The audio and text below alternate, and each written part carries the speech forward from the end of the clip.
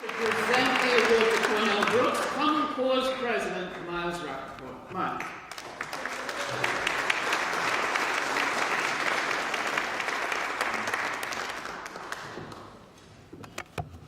So it gives me a huge honor to present this award to Cornell Brooks, Common Cause board member, as well as the president of the NAACP. I want to say just a couple of things beforehand. One is, Susan already recognized the staff and the board that are here, but I want to do a special shout out to Susan herself. Susan Rubenstein is an extraordinary chair of the New York Common Cause Board.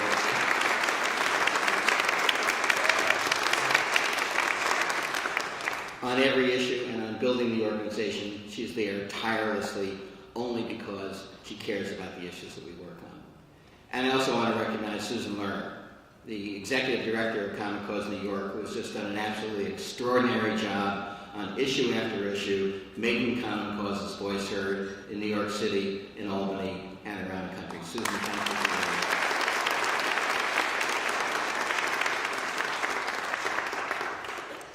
I want to recognize one other person who's a Common Cause staff person who passed away recently. A friend and a good colleague of mine at Demos as well as Common Cause, Donna Parson, who did just extraordinary work for the organization and for the cause over a long period of time. Donna, of course, is not here, but I'd like to ask her daughter, Joanna Parson, to stand up and be recognized.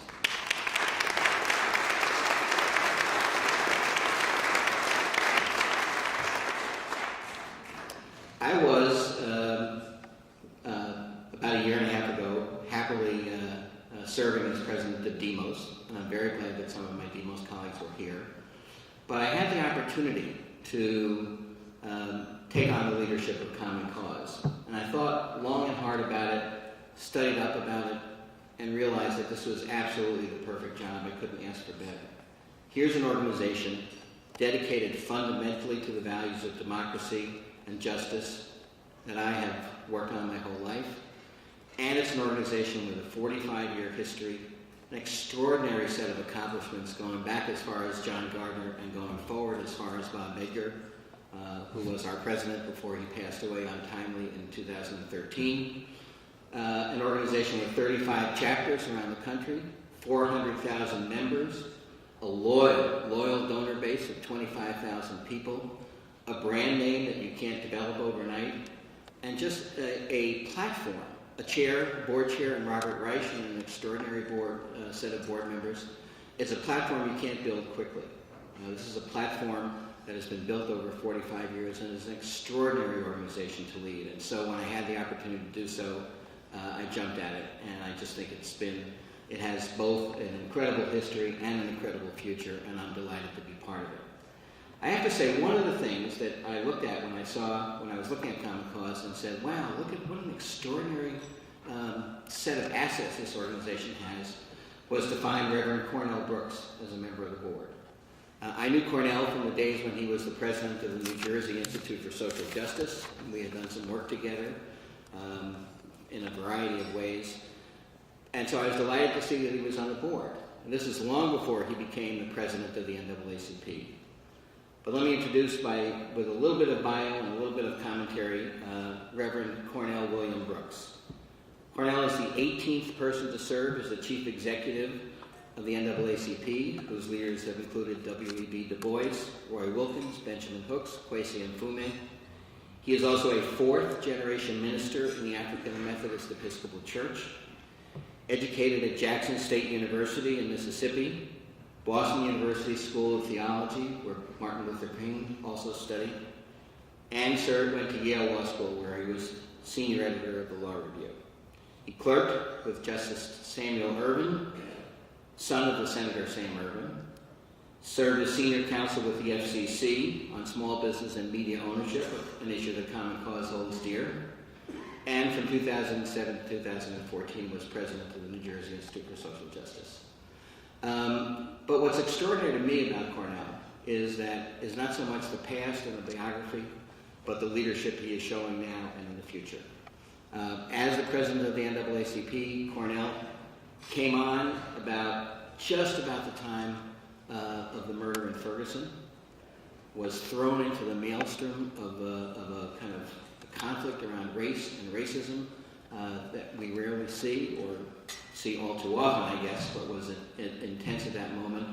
Took the leadership, called a march from Ferguson to the capital of Missouri, led that march, has taken the NAACP into a group called the Democracy Initiative, which we are part of, is looking to do a march from Selma to Washington this summer, the Journey for Justice, and in general is taking the NAACP to new heights, both in its own work as a civil rights organization, but also in collaboration with Common Cause and other organizations to make our democracy what it could be. So it is an extraordinary honor for me to present you the Champion of Democracy Award to Cornell Brooks, the president of the NAACP, and proud member, at least we're proud, of Common Cause's National Governing Board. Cornell?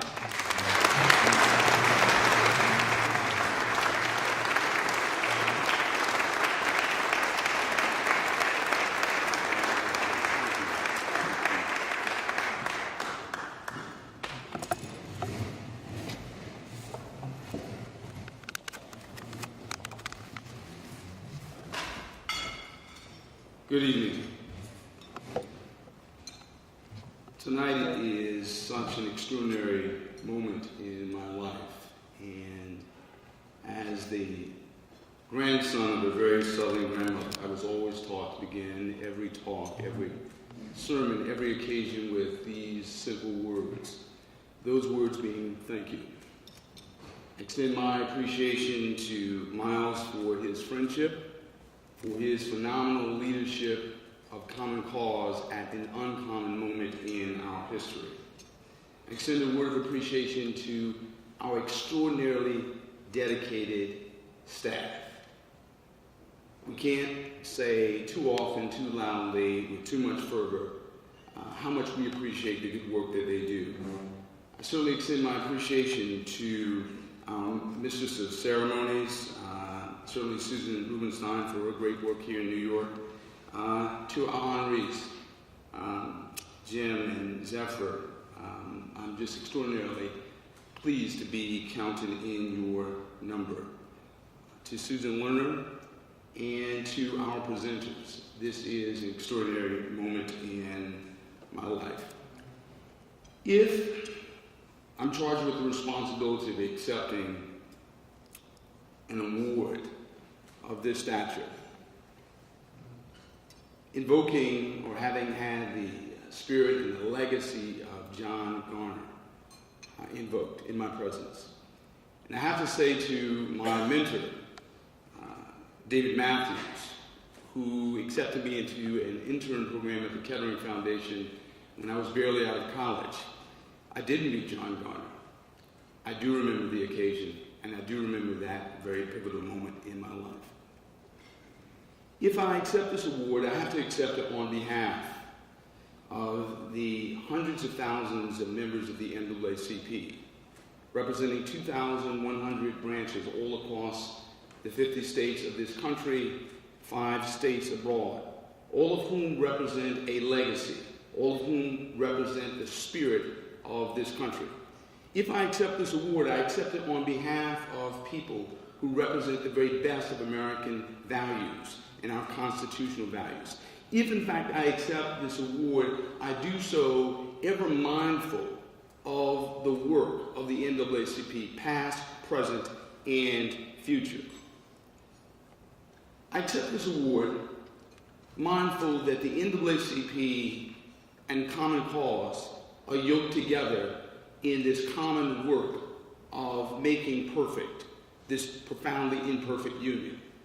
If we think of the NAACP as an older sister, if you will, 106 years old, and Common Cause as a younger sister, standing together, holding one another's hands, as we endeavor to make this a better democracy. If we think about the proud record that Common Cause has, and the proud record that the NAACP has, we realize that this is an extraordinary moment in American history. 50 years after the Voting Rights Act, 50 years after Bloody Sunday, 50 years after the march from Selma to Montgomery, 50 years after the ballot box was ordained with blood, sweat, and tears, 50 years later, we find ourselves at this extraordinary moment in American history. I'm reminded of a moment a few weeks ago when I stood between the president, the first African-American president of our country, Barack Obama, and a woman by the name of Mrs. Amelia Boynton, at 105 years of age. I was reminded, standing between the president and Mrs. Amelia Boynton, that we as a nation are uncomfortably situated between the past and the present, not knowing whether or not we should march forward and embrace what could be a third Reconstruction, or do we give in to a certain Newtonian law of justice? That is to say, for every movement forward, every act of justice, we somehow precipitate a seemingly opposite and equal reaction in terms of injustice. But I believe if you look at the work of Common Cause, if you look at the work of the NAACP, we will do that which we have done over this many years. We will embrace the present. We will embrace the future. And we will do extraordinary work. Consider this little lesson from history. There was a martyr of the movement by the name of Medgar Evers. And if you come to the headquarters of the NAACP in Baltimore, if you walk through the front door, you will see a bust of Medgar Evers, ruggedly handsome, reflecting a courage, a tenacity, a perseverance. I'm reminded when I look at that bust, this lesson ripped from the pages of history. When Medgar Evers came home at the end of an exhausting day, rather than exit the passenger side of his vehicle, which was his security protocol, which would have afforded him more protection from the street, as he was well aware of the death threats upon his life, rather than exit the passenger side of the vehicle, he exited the driver's side of the vehicle. And when he did so, when he stood outside of his vehicle, an assassin fired bullets into his life, into his body, but not into his legacy. And as Medgar Evers lay dying, his dying words were these: "Sit me up and turn me loose." At this moment in our democracy, if Medgar Evers said in and on his deathbed, "Sit me up, turn me loose," why can't we, in the midst of our living, in the midst of our lives, stand up for justice, stand up for righteousness, stand up for the proposition that if our forebears, if our foremothers, if our forefathers ordained the ballot box with their blood, sweat, and tears, we will not allow it to be tainted by corrupt money in the wake of Citizens United.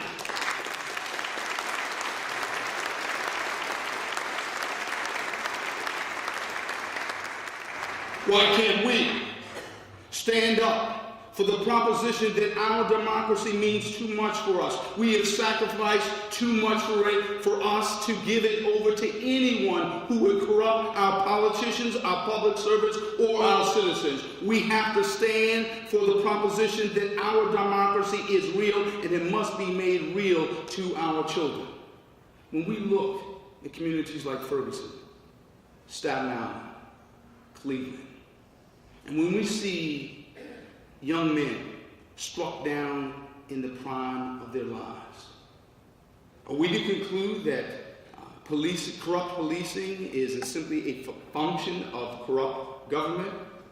Or do we conclude that we as Americans are fully capable of reforming policing in this country in the same way that we're fully capable of reforming our democracy in this country, because that's who we are?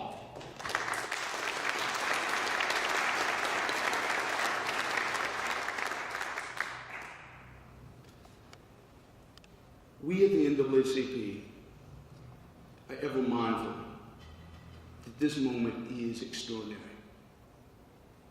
We can move forward or we can move backward. We can celebrate and commemorate the past as though the past cannot be replicated and bettered in the present and the future. Or we can embrace this moment. I believe that we're here this evening because we are fully committed to collectively being champions of democracy. There's no individual champion of democracy. There's no individual awardee of democracy. We are all collectively champions of democracy, known and unknown. And so I simply say to you, thank you for this award, but I hope that in the days ahead, that the citizens all across this country can bestow an award upon Common Cause and the NAACP, that being their trust, that we will be custodians of their future as we've done so in the past. Thank you.